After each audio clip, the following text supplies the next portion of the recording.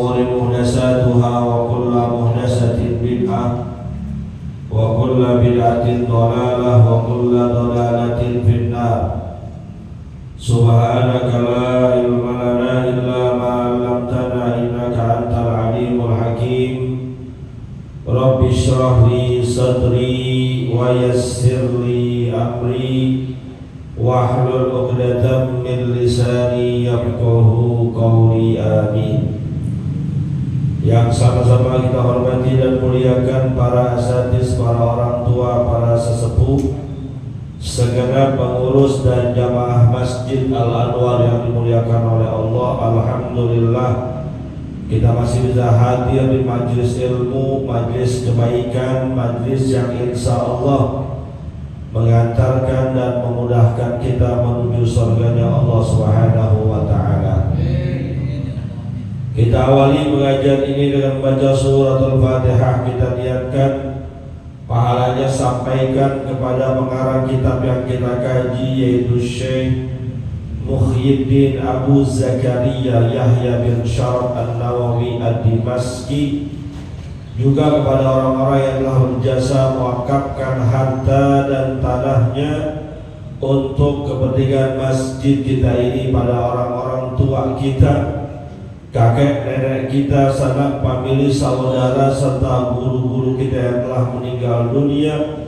Wabil khusus mereka yang pernah menyebarkan ilmunya di tempat kita, di antaranya almarhum Almarhumullah Kiai Haji Ahmad Rifian Hidayat LC, almarhum Almarhumullah Kiai Haji Abdul Rashid bin Haji Muhammad Siddiq, almarhum Almarhumullah Kiai Haji Abdul Rahim bin Haji Muhammad Siddiq, almarhum Almarhumullah Kiai Haji Anwar bin Haji Muhammad, almarhum Almarhumullah Kiai Haji Abdul Rahman bin Haji Salihun.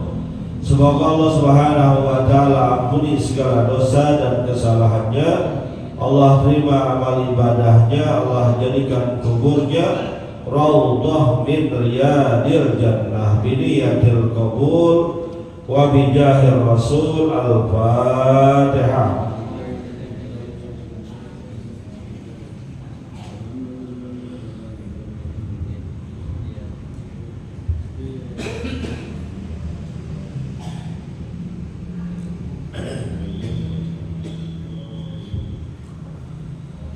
Melanjutkan bacaan kita. Bismillahirrahmanirrahim.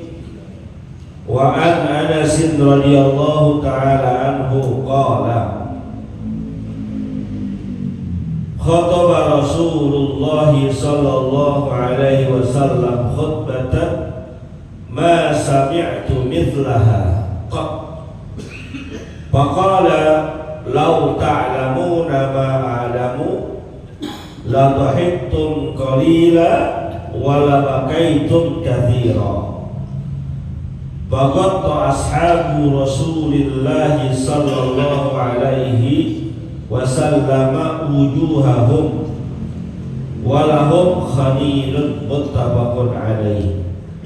Wa fi riwayatin balagha Rasulullah sallallahu alaihi wasallam an ashabihi syai'un wa khataba faqala uridat alayya al-jannatu wan nar falam arakal yawmi bil khairi wasyarri walau ta'lamuna ma a'lamu la dhahiktum qalila wa la bakaitum katsira. Fama ata ala ashabi Rasulillah sallallahu alaihi wasallam yawman ashaddu minhu quturu usahum walahum khanin. Wallahu a'lam bissawab. Hadirin yang dimuliakan oleh Allah Subhanahu wa ta'ala, melanjutkan kajian kitab Riyadhus Shalihin pada bab tentang rasa takut kepada Allah Subhanahu wa ta'ala. Sering saya sampaikan, kita ini manusia hamba harus punya rasa takut kepada Allah, rasa takut terhadap azab Allah, agar hidup kita hati-hati nggak serampangan, nggak selagu-lagunya. Ada yang kita pikirin, ntar kalau saya berbuat kayak gini, dosa, tumpukan dosa menjadi murka Allah, ujung-ujungnya masuk neraka. Di neraka gak ada yang enakin, di neraka gak ada yang nyenengin. Maka rasa takut kayak gini membuat kita was-was dan hati-hati. Gak sembarangan hidup, ngomong juga kita pikirin. Ini saya kalau ngomong kayak gini nyakitin orang gak? Ini saya kalau berbicara kayak gini bakal membuat orang terhina apa enggak? Saya berbicara kayak gini dosa apa enggak? Sehingga hati-hati kita kalau mau ngomong, nggak sejeblak-jeblaknya, nggak seenak udel kita berbicara. Ada yang kita pikirin, memandang sesuatu, mendengar sesuatu, berbuat sesuatu, kita lihat efek negatifnya buat kita di akhirat apa. Itu keuntungan kita memiliki rasa takut kepada Allah Subhanahu wa Ta'ala. Maka hadis ini menceritakan kata sahabat Nabi bernama Anas bin Malik radhiyallahu ta'ala anhu, beliau berkata bahwa khataba Rasulullah sallallahu alaihi wasallam khutbatan ma sami'tu mislaha qat. Pernah baginda Nabi berkhutbah kepada kami akan suatu khutbah, memberikan mauizah, memberikan peringatan, memberikan nasihat, di mana khutbah tersebut, mauizah tersebut kami belum pernah mendengar sebelumnya. Karena begitu dahsyat apa yang Nabi sampaikan. Beda sama khutbah-khutbah yang lainnya. Berbeda dengan mauizah sebelumnya. Berbeda dengan nasihat-nasihat sebelumnya. Ini spesial. Digambarkan di situ. Kata Nabi kita Muhammad SAW dalam khutbahnya, "Lau ta'lamuna ma'a'lamu," wahai para sahabatku, seandainya kalian semua tahu apa yang aku tahu, la dhahiktum qalilan wa la bakaitum katsira, pasti kalian akan sedikit tertawa dan banyakkan nangis. Poin pertamanya, kalau kalian semua mengetahui apa yang aku ketahui, ini Nabi ngomong sama sahabatnya, bukan ngomong sama kita, ngomong kepada generasi yang mulia. Kata Nabi, kalau kalian tahu apa yang aku tahu, dari sini kita bisa ambil pelajaran. Ada beberapa hal yang Rasulullah dikasih tahu sama Allah, dan kita manusia kebanyakan gak dikasih tahu. Contoh, hadisnya masyhur ketika Rasulullah SAW melewati sebuah pemakaman, lalu Nabi Muhammad tiba-tiba berhenti, lalu mengambil pelepah pohon korma, ditanamkan di dua makam yang ada di situ. Lalu Rasul berdoa, selama pohon korma ini masih basah, semoga kedua orang yang berada di kubur ini diringankan azabnya oleh Allah. Dari situ kita paham bahwa Rasulullah tahu tuh penghuni dua kubur yang Rasul lewati sedang mendapatkan azab kubur, sedang tidak baik-baik saja keadaannya. Maka Rasul menginformasikan kepada para sahabatnya yang gak paham, yang gak tahu apa yang baginda Rasul tahu. Kata Rasulullah, ini dua-duanya lagi diazab oleh Allah. Mereka diazab bukan karena sebuah perkara yang besar, tapi efek dari perbuatan dia sangat besar. Apa itu? Yang pertama, kerjaannya ngadu domba, provokasi,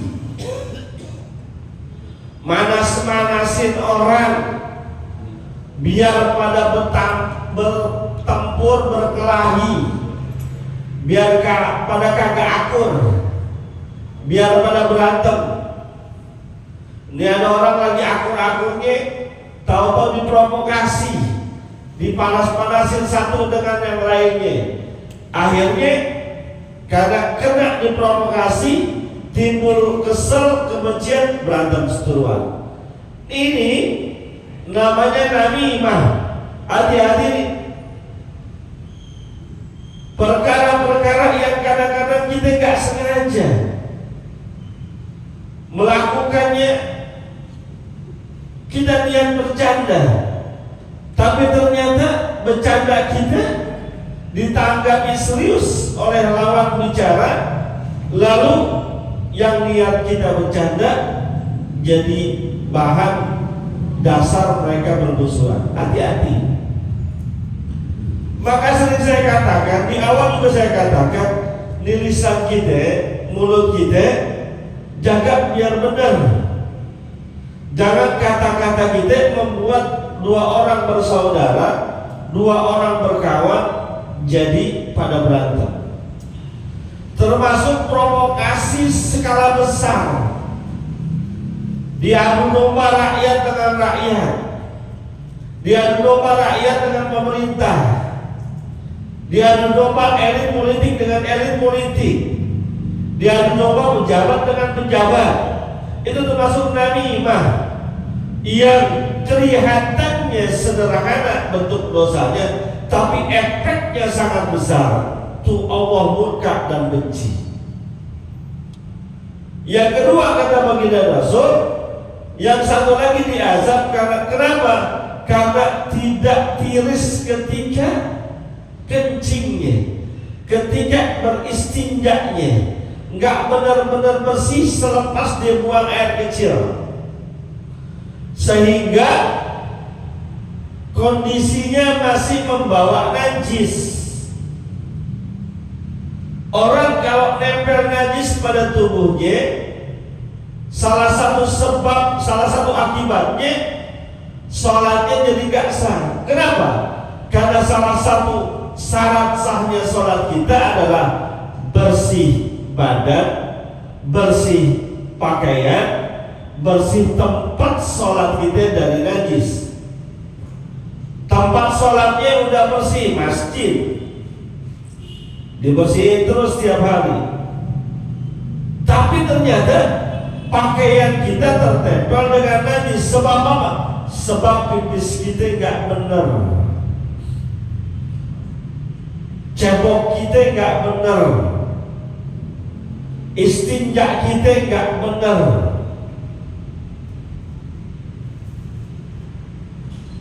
Nyipret masih nempel najis pada pakaian kita, kemudian pakaian itu tetap kita gunakan untuk sholat tanpa kita sucikan lagi, sholat kita nggak sah.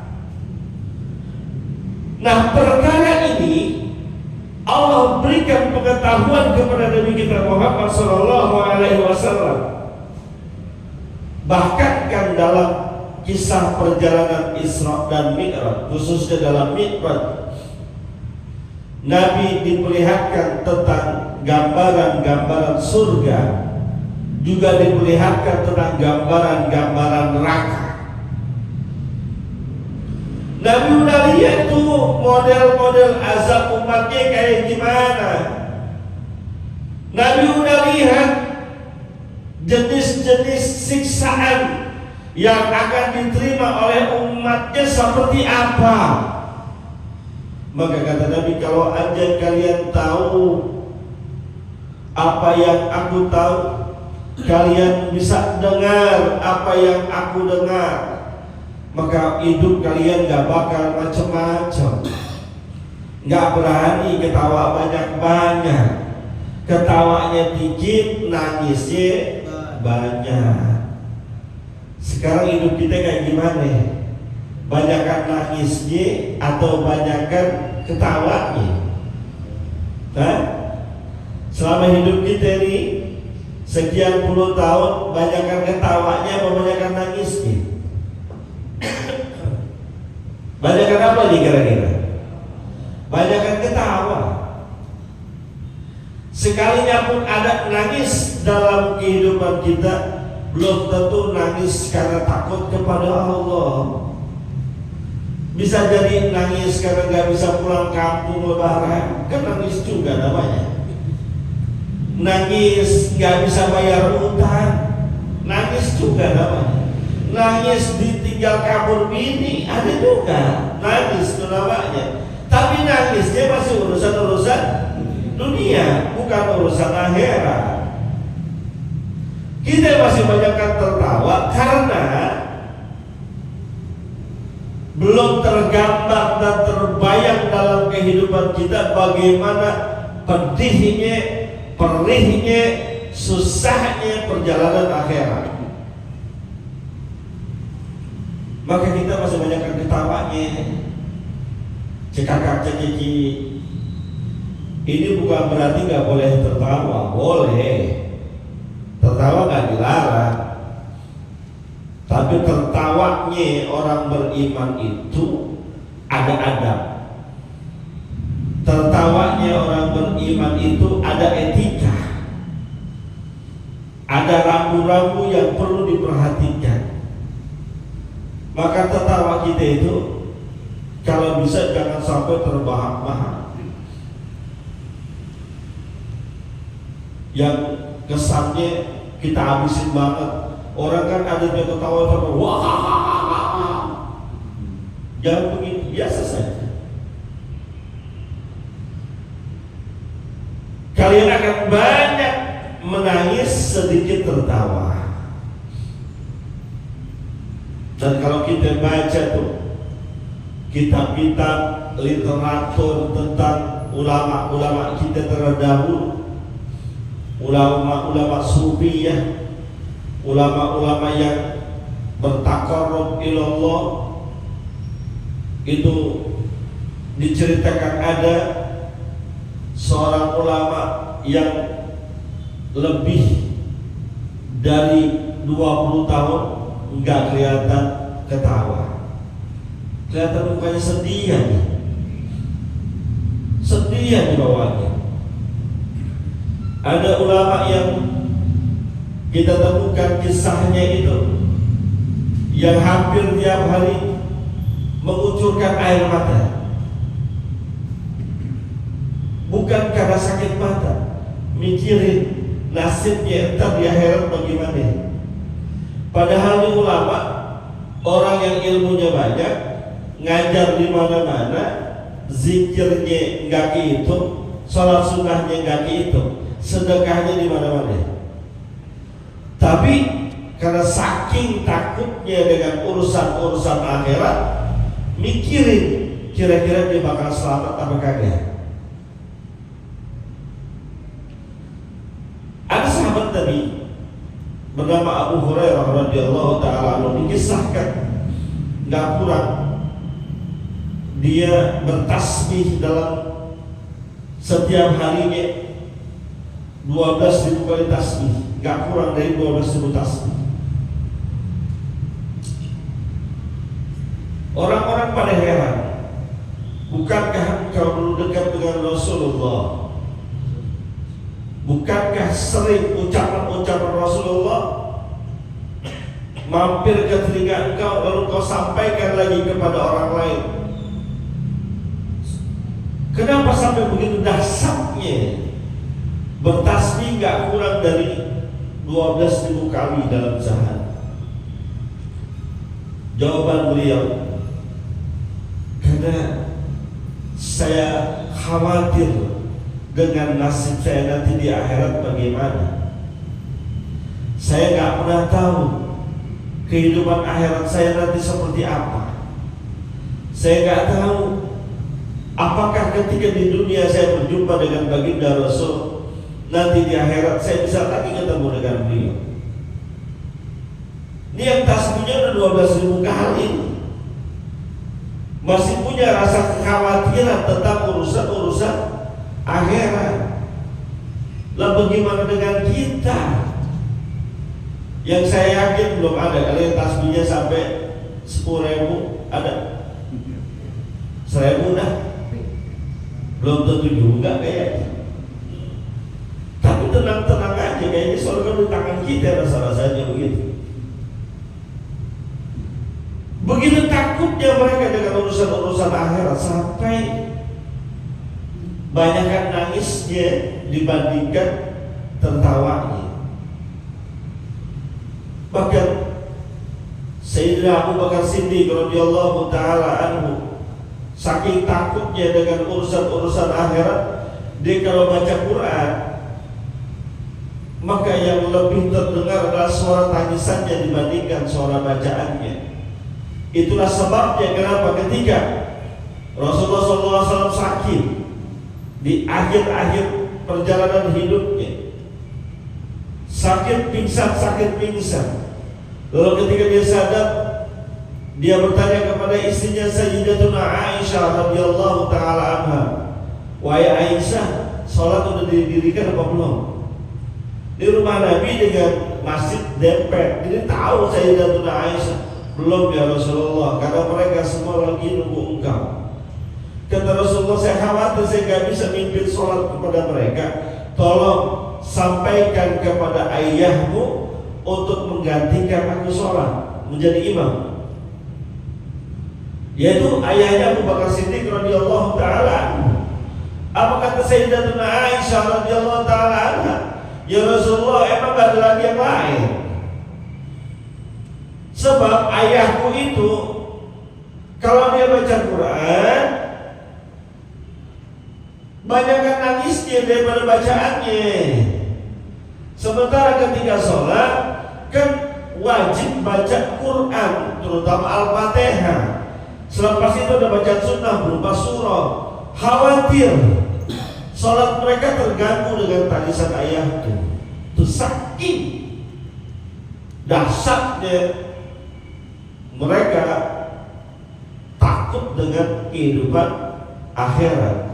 Padahal Abu Bakar adalah orang yang dekat dengan Rasulullah, berjuang bersama Rasulullah, termasuk yang al-mubasysyaruna bil jannah, orang yang sudah dikasih kabar gembira, orangnya masih hidup, perjalanan hidupnya masih panjang, tapi sudah dikatakan al-mubasysyaruna bil jannah, mereka orang-orang yang sudah dikasih kabar gembira bahwa mereka bakal masuk surga, tetap masih nangis ketika mengingat urusan-urusan akhirat. Karena saking dahsyatnya,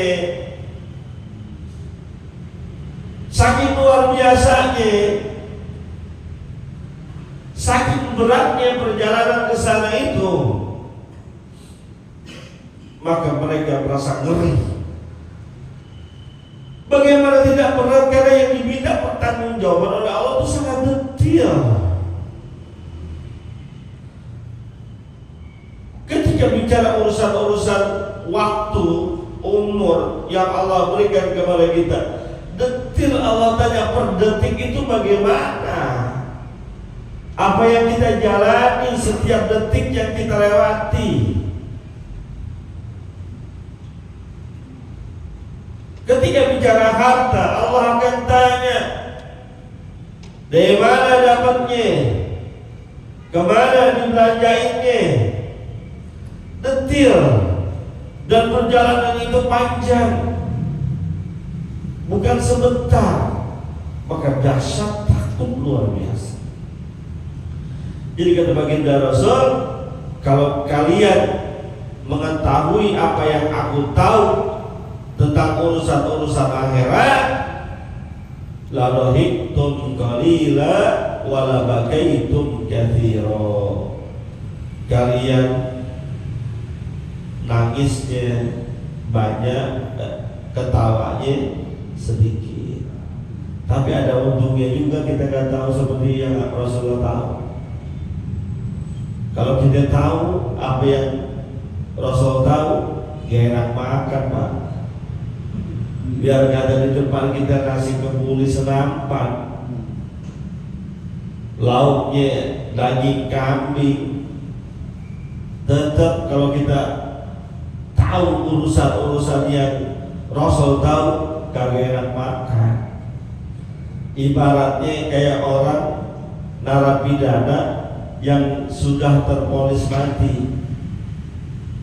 Hari ini guys tahu, ente besok ditembak mati jam 9. Walaupun dia kata doyan banget nasi kebuli, sate kambing, sop kambing, dikasih tahu besok mau mati, kagak enak urusannya. Gak mau makan urusannya. Beruntung kita, ini hikmahnya nih. Kita gak tahu apa yang Rasul tahu, sehingga kita masih bisa nikmatin hidup, masih jadi senang dengan perhiasan-perhiasan dunia. Kalau kita tahu urusannya udah kagak mau kerja, udah mau ngapain, mau kerja mau ibadah aja udah, mau ke masjid-masjid aja dah. Berantakan kita kalau tahu apa yang Rasul tahu. Maka hikmahnya itu kita tidak diberitahu sesuatu yang Rasul tahu agar kita tetap bisa semangat menjalani kehidupan ini sewajarnya sebagaimana biasanya. Wa fi riwayatin, pada riwayat yang lain, balagha Rasulullah sallallahu alaihi wasallam an ashabihi syai'un. Sampailah suatu kejadian ke telinga Rasulullah sallallahu alaihi wasallam. Kemudian Rasulullah mengomentari kejadian itu, kan disebutin kejadiannya apa. Pokoknya terjadi sesuatu, lalu sampailah kepada Rasulullah berita itu. Oh, mohon maaf, ini tadi hadisnya belum selesai. Ketika Rasul bilang, kalau kalian tahu apa yang aku tahu, kalian akan sedikit tertawa dan banyak nangis. Maka para sahabat Nabi, pagoto ashabu Rasulillah sallallahu alaihi wasallam wujuhahum walahum khanid. Maka semua para sahabat Nabi menutup wajah-wajah mereka sambil mereka nangis terseduh-seduh, terisak-isak, sakit dahsyatnya apa yang baginda Rasul sampaikan. Tuh Rasul nyampein begitu juga udah terbayang ke mereka. Rasul nyampein kayak gitu udah terbayang ke mereka beratnya, susahnya. Pokoknya sahabat Nabi itu orang yang paling sportif. Ketika tahu tentang urusan-urusan akhirat, amal dunia udah nggak tahu doyan. Ada riwayat yang menceritakan bahwa Nabi mengomentari seorang sahabat Nabi bernama Abdurrahman bin Auf radhiyallahu taala anhu. Kata Nabi, nanti Abdurrahman bin Auf masuk surga dalam keadaan merangkak. Masuk surga tapi dalam keadaan merangkak.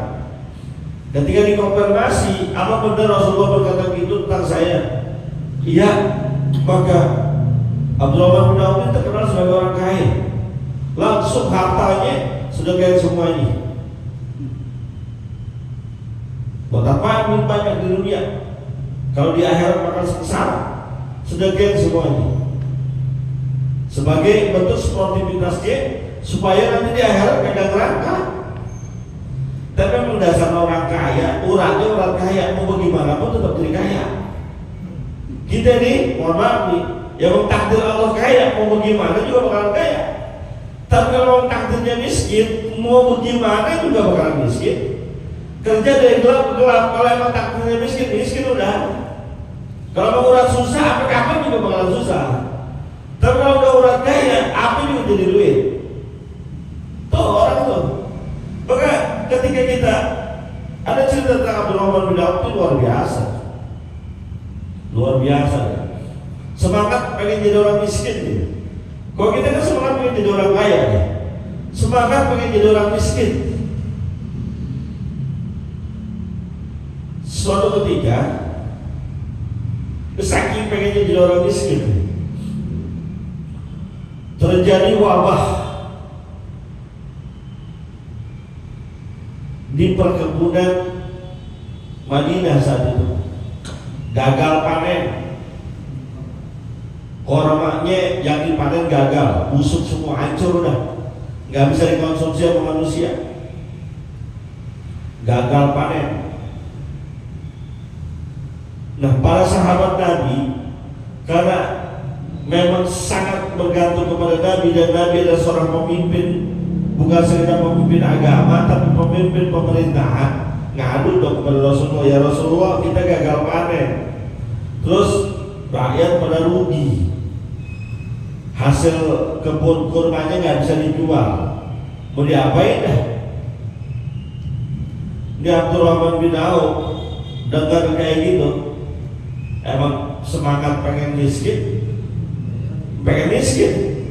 ngomong sama baginda Rasul, ya Rasul, tuh korma-korma yang busuk saya beli semua, mau ngapain? Biar duit saya habis tuh, biar duit saya habis. Oh, bosan jadi orang kaya kali ya, biar pada habis duit saya. Kata Rasul, ya udah, redo kamu, korma busuk nggak bisa dimanfaatin apa-apa, biar apa? Biar saya duitnya nggak banyak. Kalau kita kan pengen duitnya banyak, ini biar duit saya nggak banyak banget, bingung duit banyak juga. Akhirnya dibayar itu, korma busuk dibayar, kumpulin semua, saya bayar semua. Saya bayar dengan harga normal, bayangin, Allahu Akbar, dibayar dengan harga normal. Selepas itu tidak lama kemudian datang tamu Rasulullah dari negeri yang jauh, ngabarin, ya Rasulullah, negeri saya sedang terkena wabah penyakit. Penyakitnya aneh, semua tabib, semua ahli pengobatan gak bisa mengobati. Nah, ada satu tabib ahli pengobatan yang menginformasikan bahwa penyakit ini, wabah di kampung kami ini, di negeri kamu ini nggak bakal bisa hilang penyakitnya kecuali diobatin mereka dengan cara makan korma busuk yang busuknya alami. Kalau ada, ya Rasul, kita bayar 10 kali lipat. Kata Rasulullah, ya pas banget, ada nih korma busuk. Yang punya coba Abdurrahman bin Auf, orang yang borongin tadi. Akhirnya dipanggil Abdurrahman bin Auf, dikasih tahu, tolongin tadi. Tuh korma busuk yang ente tadi beli, jual kepada dia orang. Semuanya jual. Mau dibayar 10 kali lipat. Karena Rasul yang bilang ya dijual. Kormanya dikasih, duitnya dapat 10 kali lipat dia dapat. Kata Abdurrahman bin Auf, gagal miskin saya.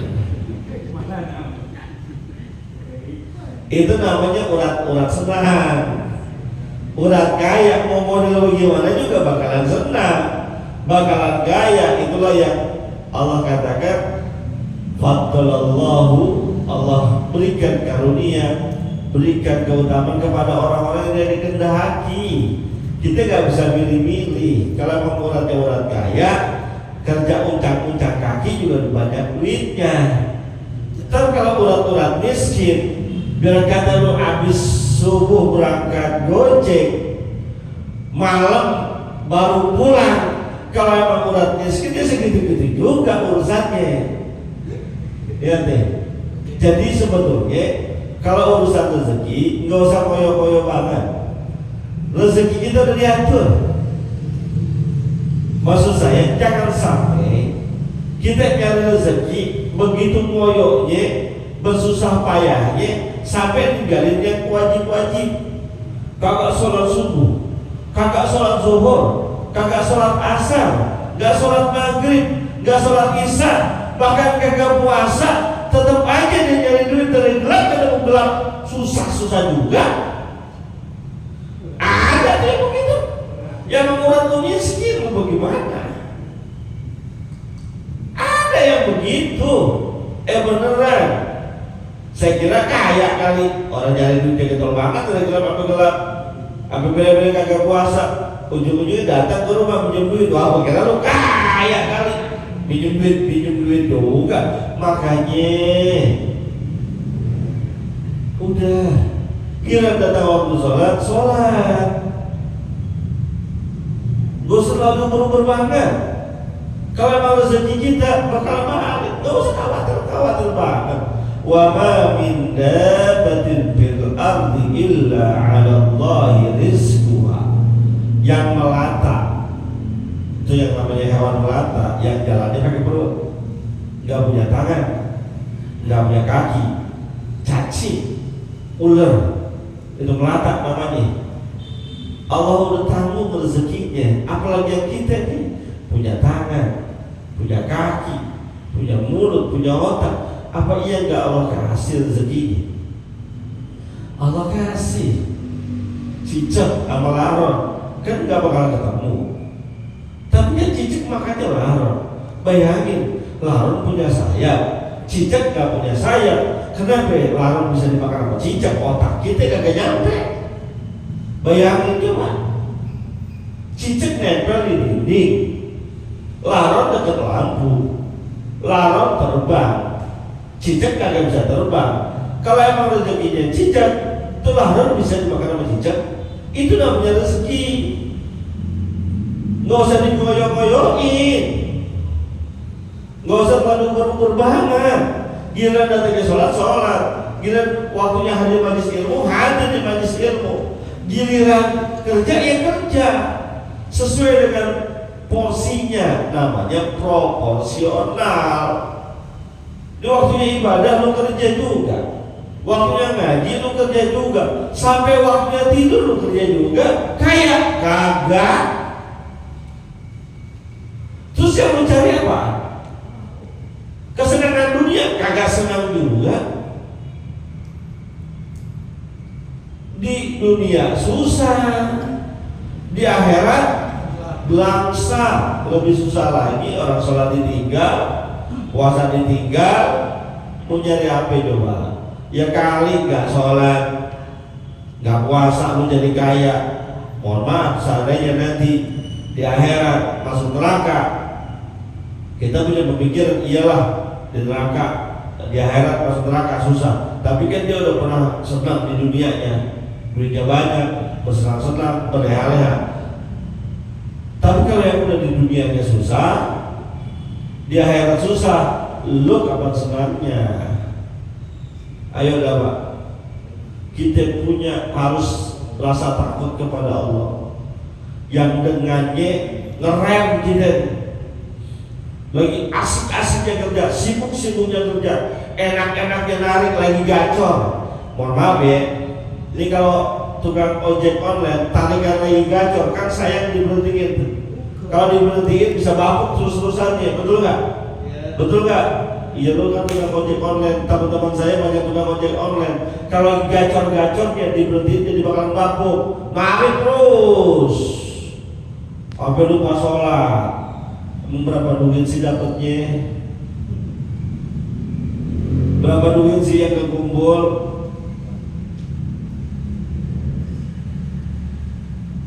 Sampai lupa sholat, lupa puasa, lupa istirahat. Berapa banyak yang didapetin? Tapi kalau kita punya rasa takut kepada Allah, ya timbang beginian doang. Masa iya saya korbanin surga saya cuma gara-gara tarikan 15.000? Saya korbanin kebahagiaan akhirat saya cuma gara-gara tarikan 20.000? Ya enggak lah. Sholat cuma 10-15 menit, ngadep kepada Allah. Lalu sholat, assalamualaikum, zikir sebentar, munajat kepada Allah, minta ya Allah kasih saya rezeki yang halal, yang banyak, yang berkah, yang mudah nyarinya, yang gak pakai keringetan, yang gak pakai capek. Kan begitu enak.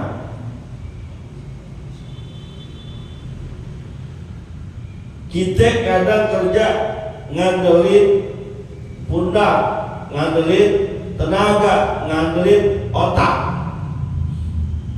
Wah, kalau saya nggak berhenti narik duit nggak ngumpul, belum buat bayar cicilan motornya. Emang motor kreditan DP 1 juta, cicilan 758.000, ngambil yang 3 tahun untuk motor Mio. Kalau motor PCX mahalan lagi. Ada yang harian juga. Ada yang harian. Seharinya berapa? 30.000. Berapa?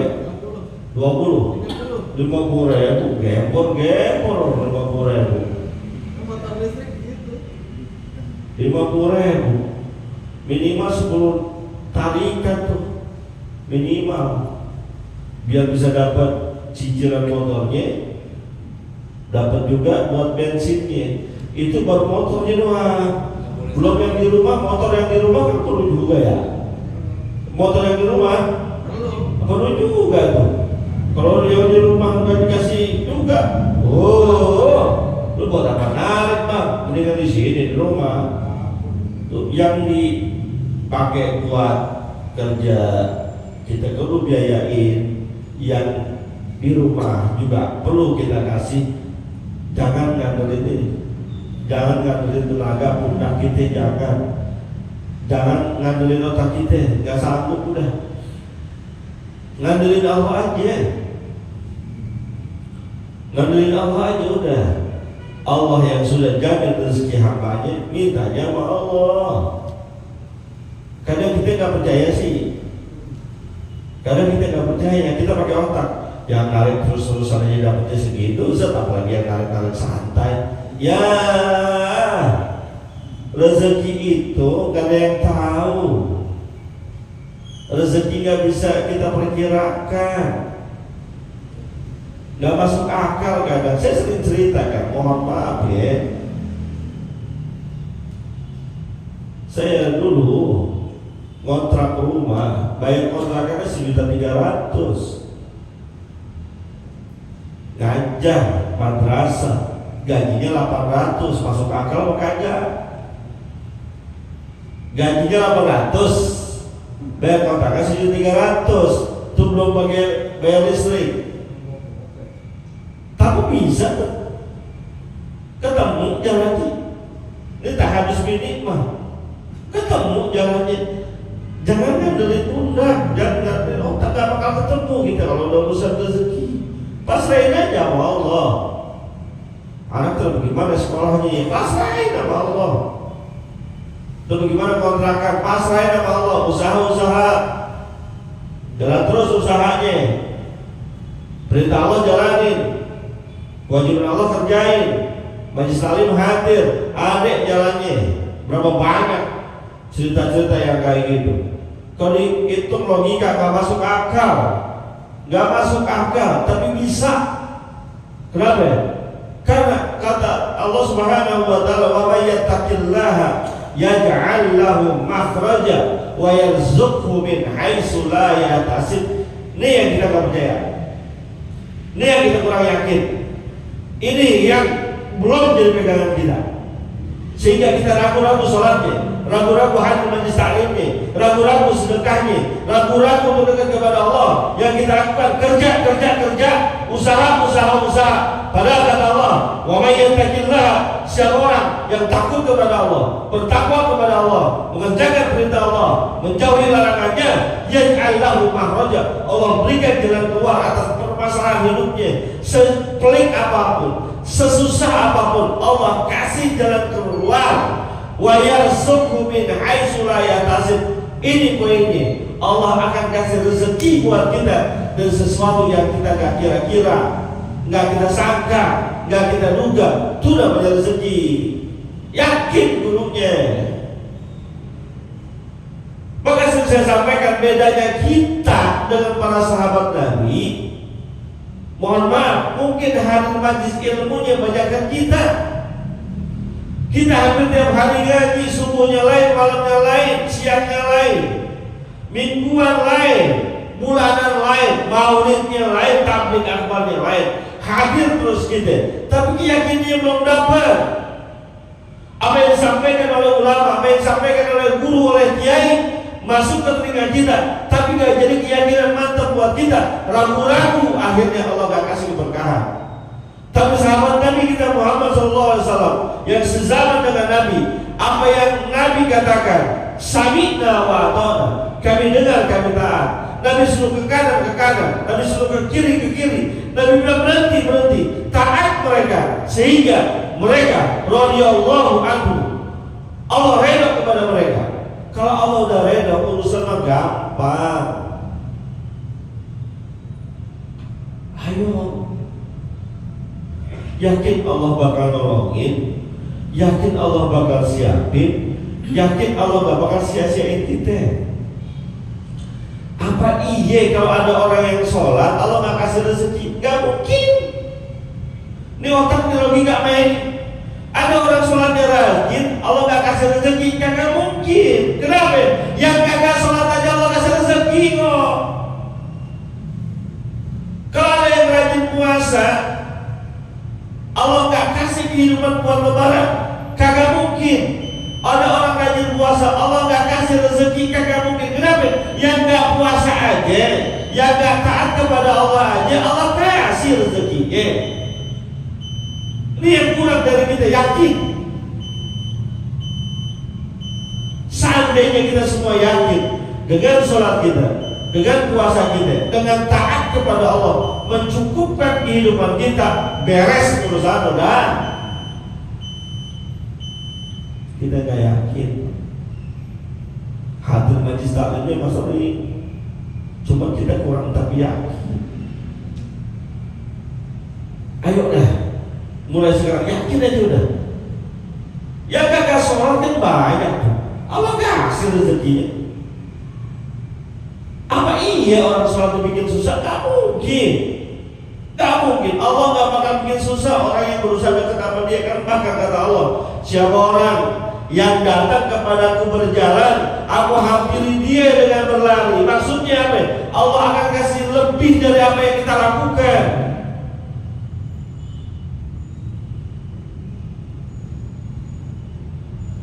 Ayo Pak, keyakinan ini yang perlu kita tanamkan. Keyakinan ini yang perlu ada dalam diri kita, diri keluarga kita.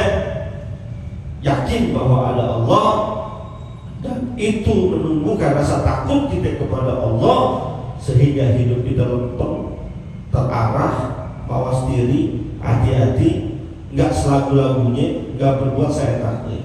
Mudah-mudahan ada manfaatnya. Al-Fatihah.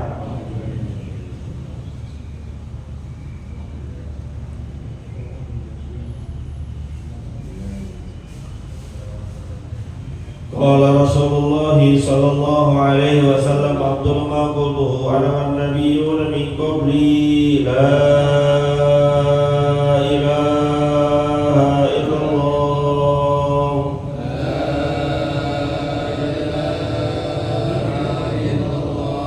La ilaha illallah.